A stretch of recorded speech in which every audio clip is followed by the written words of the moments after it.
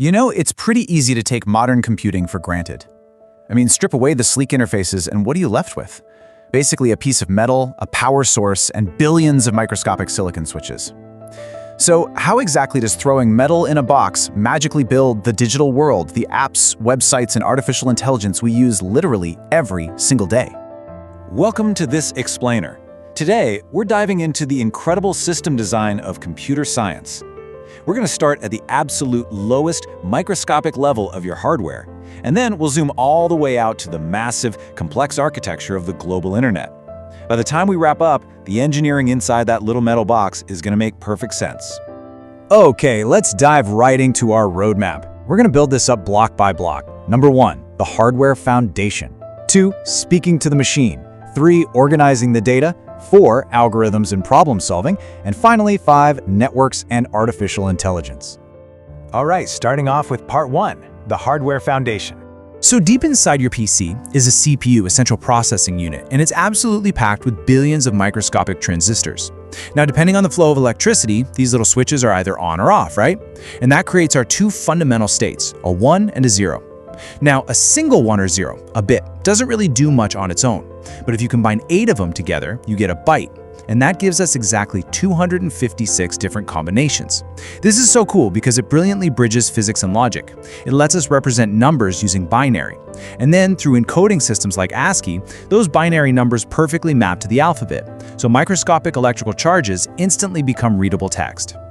But to actually process all that data, the CPU has to perform a machine cycle. It fetches data from memory, decodes the instructions, executes them, and stores the result. Honestly, you can think of a CPU as a mathematical genius, but with the memory of a demented goldfish. It can't really store its own data long-term, so it rapidly relies on your computer's RAM, random access memory, to constantly feed it information. Modern CPUs are literally running billions of these cycles every single second, just to keep that illusion of seamless computing alive for us. Moving right along to part 2, speaking to the machine. Okay, let's be real. If we had to sit around typing out billions of ones and zeros by hand just to give the CPU instructions, we would absolutely go insane. So instead, we use programming languages. These let us write human-readable code that eventually gets translated all the way down to binary. And there are two main ways to do this translation. First, you have a compiler. This converts the entire program into machine code all at once, before it even runs.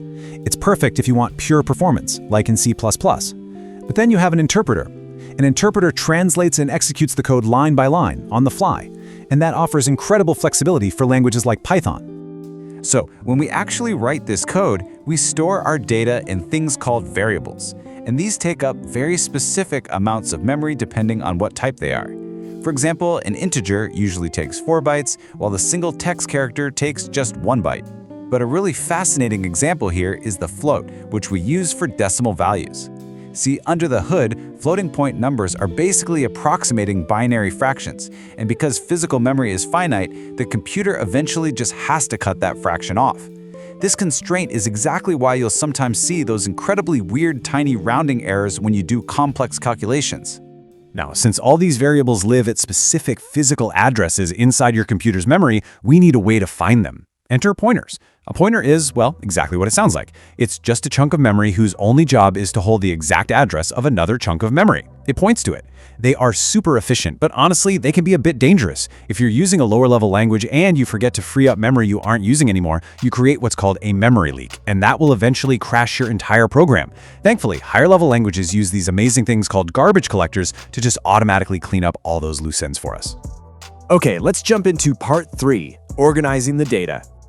So having data in memory is great and all, but to make it actually useful, we need structures to keep it organized. We might use fixed arrays where items are stored consecutively, or flexible linked lists that dynamically point from one item to the next. But the real magic is the operational logic we apply to these lists. For instance, you could create a stack. A stack relies on last in, first out logic. It's exactly like taking a pancake off the top of a fresh stack, right? Or you could implement a queue. A queue uses first in, first out logic. Think of it just like waiting in line at the grocery store. The first person in line is the first person served. But what about more complex relationships? That's when we bring in the advanced structures. Hash maps use key-value pairs, which is amazing for lightning-fast data retrieval.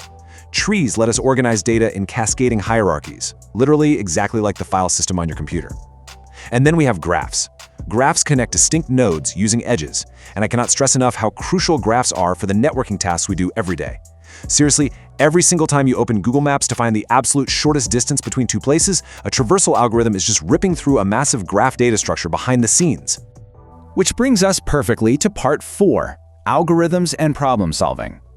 All right, so we've got our data perfectly organized. Now we apply algorithms. These are simply the step-by-step instructions that use loops, conditionals, and functions to actually solve our problems.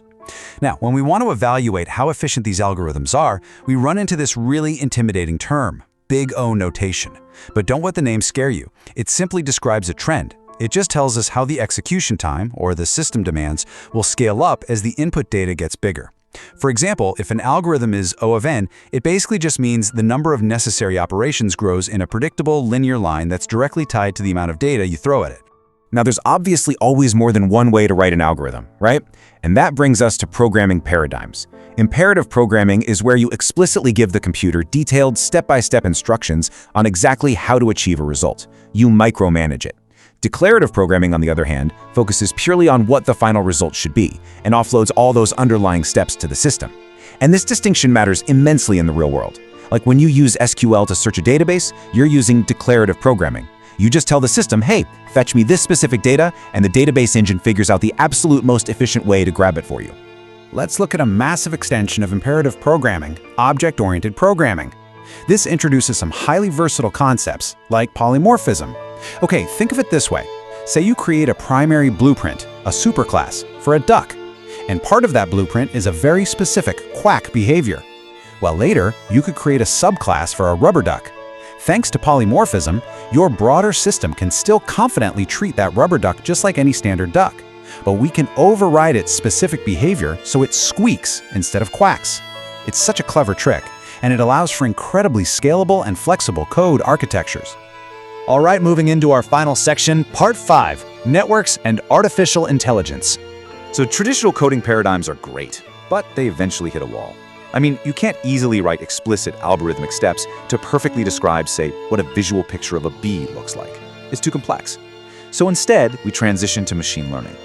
Here's what we do. We provide massive amounts of training data. We feed it into a neural network, we capture the mathematical errors when it guesses incorrectly, and then we recursively tweak the parameters. It's a total game changer. We are no longer explicitly coding the solution, we are quite literally letting the computer dynamically teach itself how to recognize that beat. And of course, scaling all of this up globally requires these machines to talk to each other across the internet. When you type in a URL, your browser executes a DNS lookup. That translates the domain name into a server's actual IP address.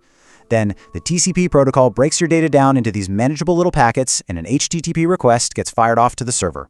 And by the way, it is absolutely crucial to remember that the internet isn't some abstract, magical cloud floating in the sky. No, it is a massive physical network of incredibly thick fiber optic cables running right along the dark, freezing bottom of the ocean. Kind of mind-blowing, right?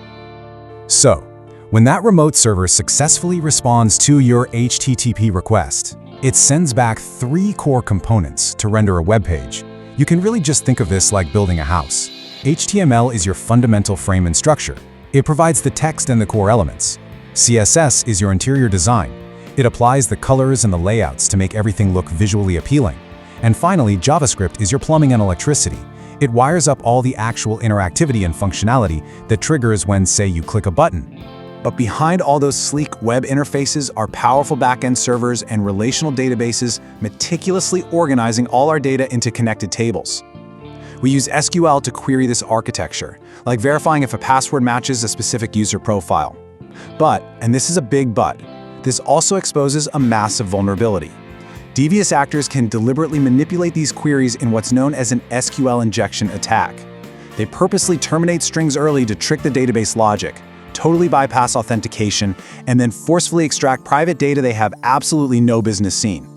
Wow, we've covered a lot of ground today. We've journeyed all the way from throwing metal in a box to microscopic transistors routing electricity, right up to global ocean floor networks and intelligent machines that are literally capable of iterative self-learning.